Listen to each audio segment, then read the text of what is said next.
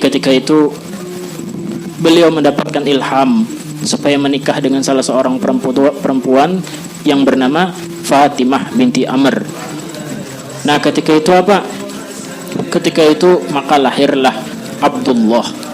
Nah, ketika Abdullah ini terlihat sudah nur Nabi kita parak, sudah zahir artinya barak, terlahir Nabi akhir zaman.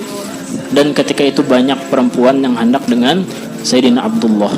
Bahkan ketika beliau sudah hendak melamar daripada Sayyidah Aminah, maka apa? Ada orang yang hendak menawarkan 100 ekor unta supaya anaknya jadi dengan Sayyidina Abdullah.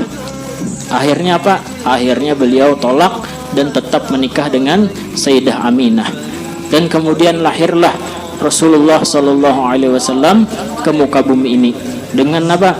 Dengan kemuliaan. Ketika itu beliau dalam keadaan sujud dan beliau keluar sebagaimana di dalam kitab Nihayatul Zain bahwa beliau tidak keluar di mana tempat keluarnya air kencing, tapi sidin itu keluar di lambung kiri di bawah tulang rusuk dan diliputi oleh cahaya. Nah, jadi tidak terlihat auratnya Nabi SAW.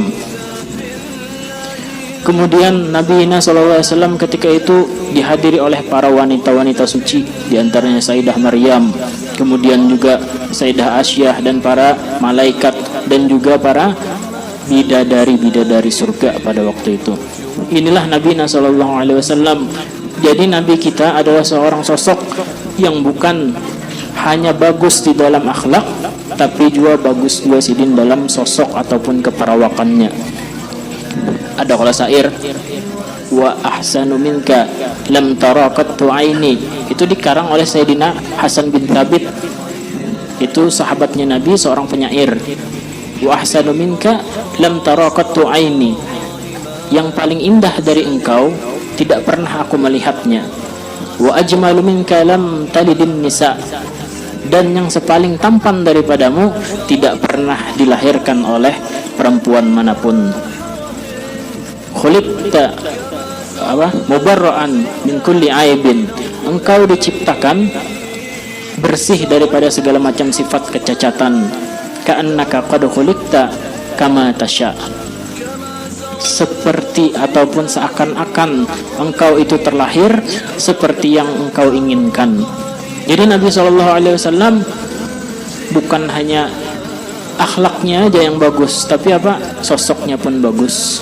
Dari segi penampilan, dari segi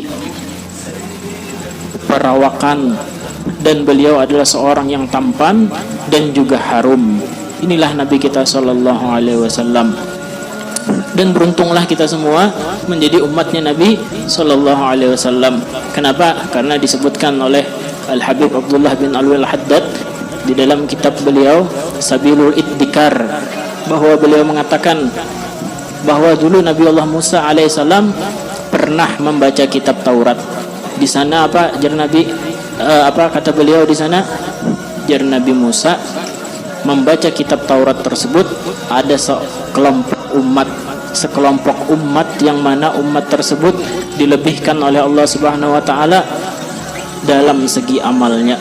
Walaupun umurnya pendek, apa jar Nabi? Baina sittin wa sab'in. Umur kita mungkin kena antara 60 sampai 70 tahun. Tapi apa? Tapi amalnya dilipat gandakan oleh Allah Subhanahu wa taala. Ketika itu jar Nabi Musa, ya Allah, faja'alahum ummati, jadikanlah mereka umat-umat yang diceritakan tadi apa? Sebagai umatku. Jar Allah kada itu umat Ahmad, umatnya Nabi Muhammad. Terus apa jar Nabi Musa? Ya Rabb, basatta hadzal khair li Ahmad wa ummati faj'alani min ummati. Ya Allah, Engkau berikan banyak-banyak kebaikan kepada umatnya Nabi Muhammad dan Ahmadnya sendiri, yakni Nabi Muhammad, maka jadikanlah aku sebagai umatnya Nabi Muhammad, jar Nabi Musa. Padahal siapa Nabi Musa? Seorang kalimullah. Seorang apa? Kalimullah. Muhammadun sayyidul